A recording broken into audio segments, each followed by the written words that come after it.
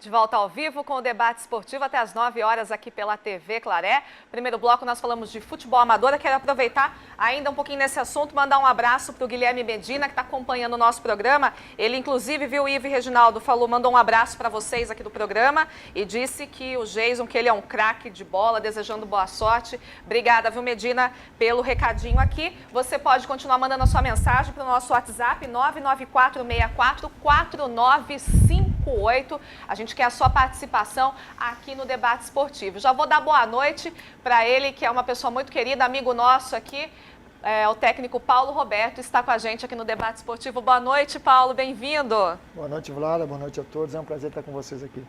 Prazer é todo nosso, né, Ivo Rosalém? O Paulo, que já era para estar alguns programas aqui com a gente, agenda corrida, né? Tava lá no São Bento, enfim, mas agora está com a gente aqui. É muito bom, a gente tem muita coisa para conversar com ele, né? Sem dúvida, né? Satisfação para nós aqui receber o Paulo Roberto no debate esportivo, porque em qualquer circunstância é bom falar sobre futebol com o Paulo Roberto. Antes do início de um campeonato, no decorrer de uma competição, seja ela qual for, a gente tem condições de discutir diversos assuntos com o Paulo e depois de um campeonato, né?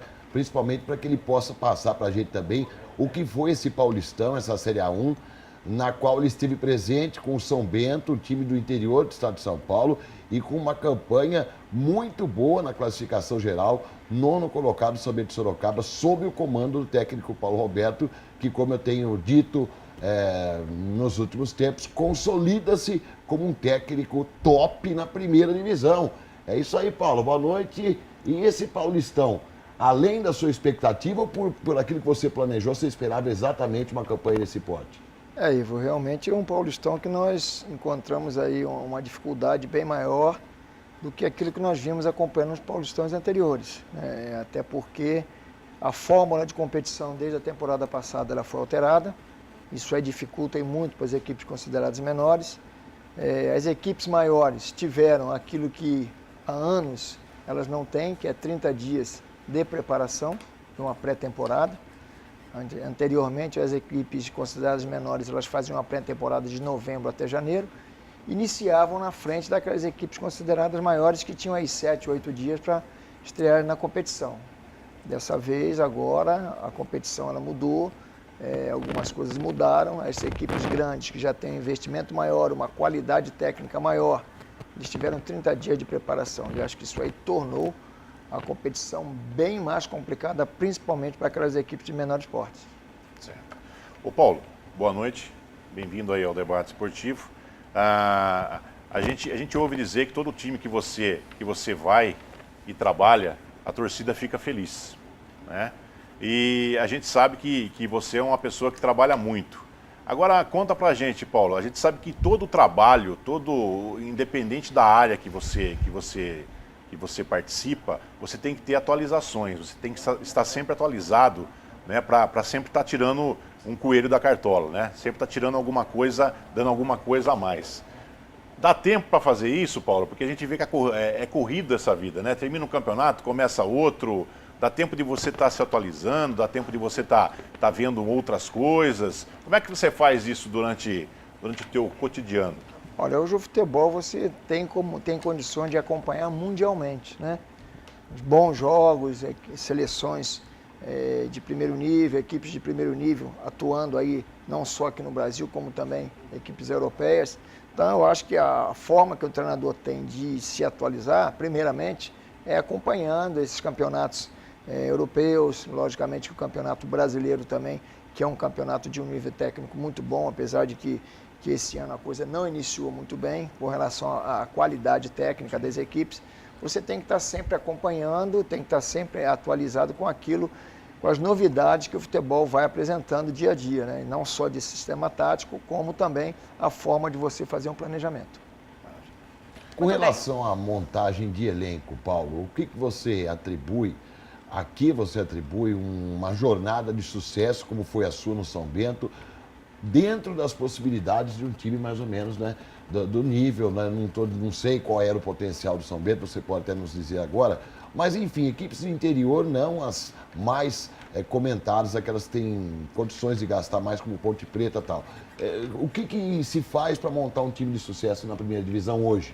Olha, veja bem, Ivo, equipes do interior que participam pela primeira vez no Campeonato Paulista da Primeira Divisão, retornando, depois de 8 anos o São Bento retornando, em primeiro lugar, a cota da Federação Paulista é uma cota menor. A partir do momento que você tem a segunda participação, a cota aumenta, a terceira ela aumenta um pouco mais e assim sucessivamente.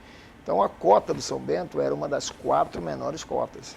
Podemos dizer que entre as 3 menores, porque o Red Bull você não colocaria entre as 4 equipes que subiram, aquelas equipes que teriam cotas menores para a formatação de um elenco. Então, entre a nossa equipe, a equipe do Marília e a equipe do Capivariano, eu acho que eram as menores folhas de pagamento do Paulistão nessa temporada, sendo que a diretoria do São Bento sempre levou, com relação à parte financeira, de uma forma muito profissional, os pagamentos religiosamente em dia, a condição, o básico nunca faltou. Agora, eu acho que o principal, o fundamental, é você errar o quanto menos na escolha do elenco, na formatação desse elenco. Quando você vai fazer um planejamento, o início desse planejamento, ele passa, em primeiro lugar, pela montagem do elenco, a escolha dos atletas. E você tem sempre que deixar um percentual para o erro, que isso aí vai acontecer, não tem como você acertar 100%. Mas o segredo do trabalho, ter uma possibilidade grande de dar certo, é você errar o quanto menos. Paulo, é claro que a gente acompanha, né, pelas redes sociais, você também, né? A gente tem uma amizade não só através da imprensa, mas fora também. E eu dei vendo lá que durante essa semana você falou que já estava começando algumas conversas aí com novos clubes, né, novos times aí, com o término do Campeonato Paulista e também, sem dúvida nenhuma, com méritos pela brilhante campanha que você fez no São Bento, a gente imagina que você está sendo muito procurado, né, muito requisitado por alguns times, né? Tem alguma coisa em vista, já alguma coisa que te chamou a atenção, que você possa adiantar aqui para a gente no debate esportivo desta segunda-feira? Olha, algumas coisas ocorreram após o término da competição, né, do Paulista, né? Tivemos aí uma conversa quase que se concretizou com a equipe do Guarani, mas a equipe do Guarani hoje ela faz parte da Série A2 e também da Série C do Campeonato Brasileiro. Seria um contrato de praticamente 1 ano, até a Série A2 do ano que vem. Como nós temos como prioridade o ano que vem dar sequência na Série A1, na elite do Paulista, nós acabamos não acertando. Outras coisas começaram a aparecer nessa última semana, mas nós temos uma conversa com a diretoria do São Bento desde o término do Paulistão, e no próximo dia 30 as eleições de uma nova diretoria, mas deve permanecer a diretoria atual, até porque é chapa única. E também uma situação de você já começar a planejar um trabalho dentro do próprio São Bento, não só agora na Copa Paulista, já visando o Paulistão, uma renovação de contrato para que a gente já desse sequência a partir de agora. Então tudo isso ainda está na fase de conversações. Vamos ver essa semana, talvez a gente defina alguma coisa. Rosalém, pelo que eu percebo, Paulo Roberto está com uma quedinha pelo São Bento, né? O coração está batendo mais forte para o lado de lá, né? Eu acho que, olha, não que seja normal, né? Infelizmente, não é o normal no futebol brasileiro, via de regras, trabalha com sequência. Infelizmente, muitos dirigentes optam por interromper sequências de trabalho, inclusive vitoriosas, trabalhos vitoriosos. Mas eu acredito que quando é possível fazer dessa maneira, né? O Paulo Roberto que dedicou-se ao São Bento e obteve da mesma forma a contrapartida com respeito, com reconhecimento dos dirigentes da equipe de Sorocaba, desde o acesso da Série A2 para depois essa campanha muito boa na Série A1, eu acho que é a melhor coisa que ele pode fazer dentro de algumas propostas do mesmo nível, priorizar a continuidade no São Bento. Agora eu preciso perguntar para o Paulo Roberto, nessa tônica de carreira, né? De carreira, de profissional de futebol, o que ele projeta desse momento em diante. Porque nós aqui de Rio Claro, seja da imprensa, os torcedores de Vela e de Rio Claro, sobretudo os do Rio Claro, né, nós vimos toda a carreira do Paulo Roberto se solidificando no futebol do interior, decolando, inicialmente com o Rio Claro, com aquela sequência espetacular de acessos que começou lá embaixo, na B2, né, até chegar à elite do futebol de São Paulo, para depois sair dos limites aqui do Rio Claro Futebol Clube e chegar a outros clubes do estado de São Paulo com acessos, extremamente reconhecido na Série A2, o primeiro nome lembrado por clubes que querem o acesso, para a elite do futebol. Agora nessa realidade, Paulo, com uma campanha na Série A1 que o coloca também como um dos principais treinadores na divisão. O bom profissional tem que ter competência, mas tem que ter ambição também. Em que ponto está a sua carreira agora, nesse momento, técnico de primeira divisão? O que você sonha daqui para frente?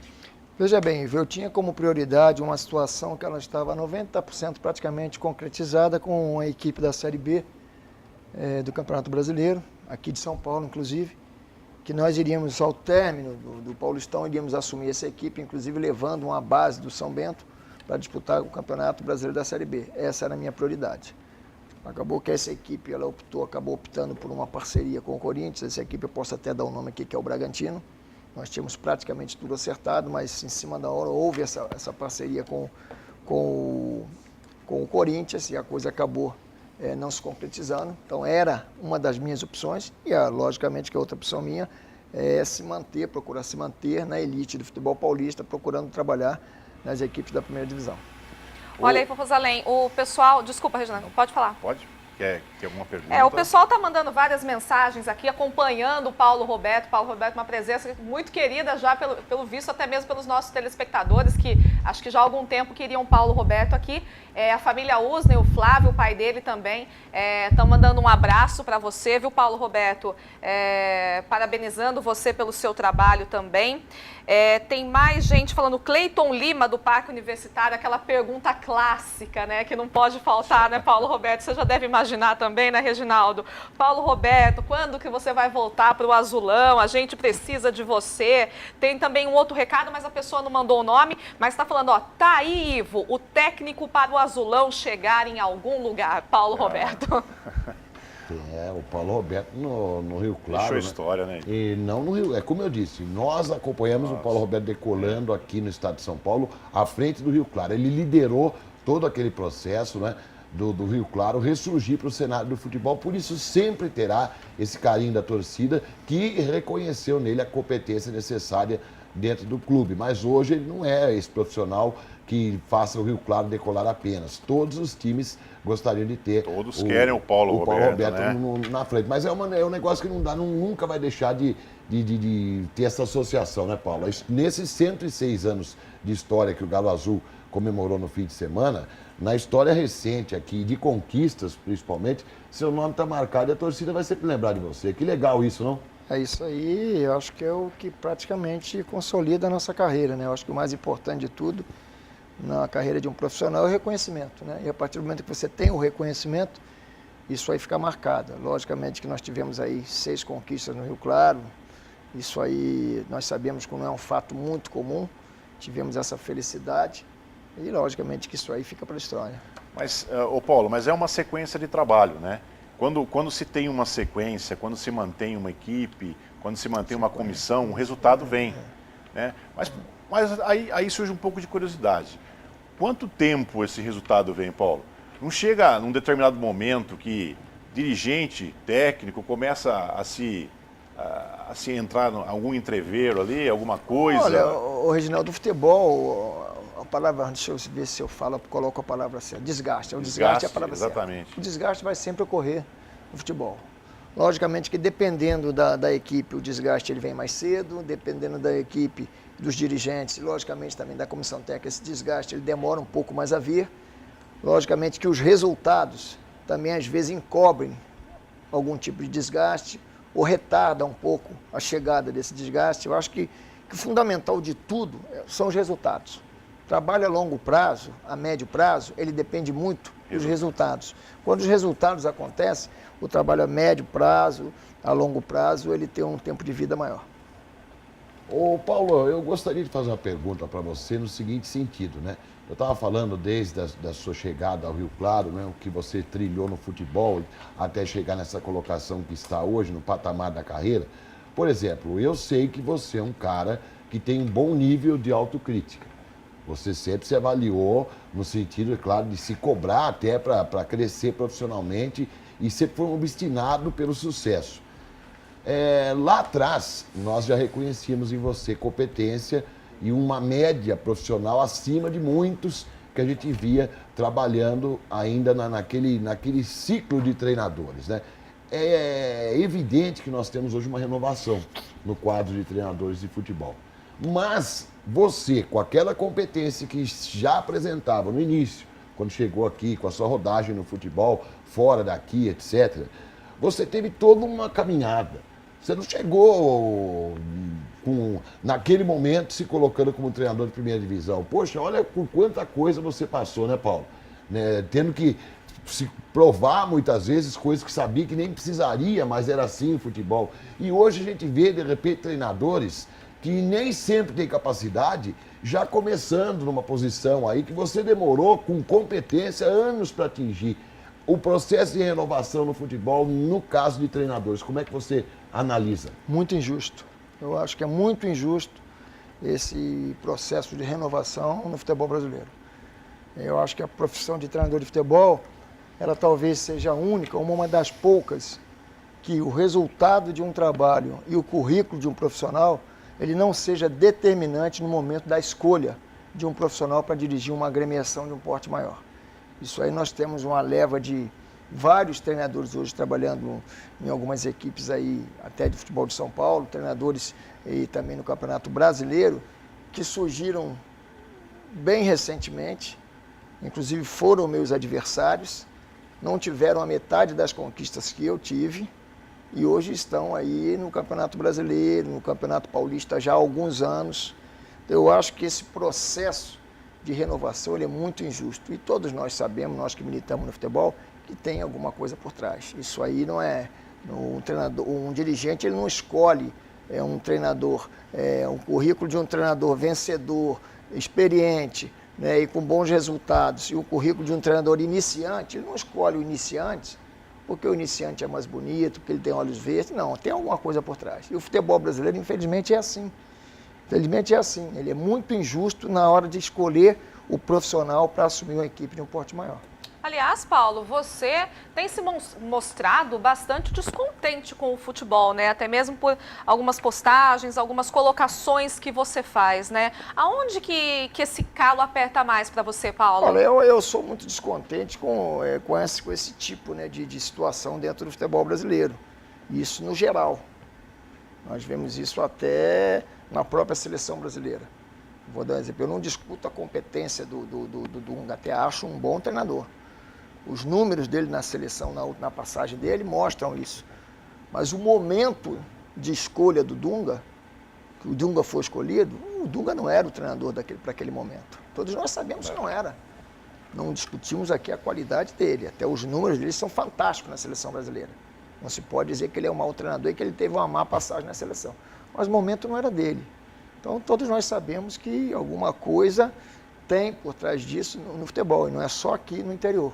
Então, realmente, eu tenho algumas situações que eu vejo aí, eles têm feito aí alguns encontros de treinadores, inclusive eu fui convidado no último que teve em Itu, né? Mas, infelizmente, eu estava na fase de montagem, de preparação do São Bento, eu não pude participar, até gostaria de ter ido, porque eu tinha alguns itens que eu gostaria de colocar em pauta e debater nesse encontro.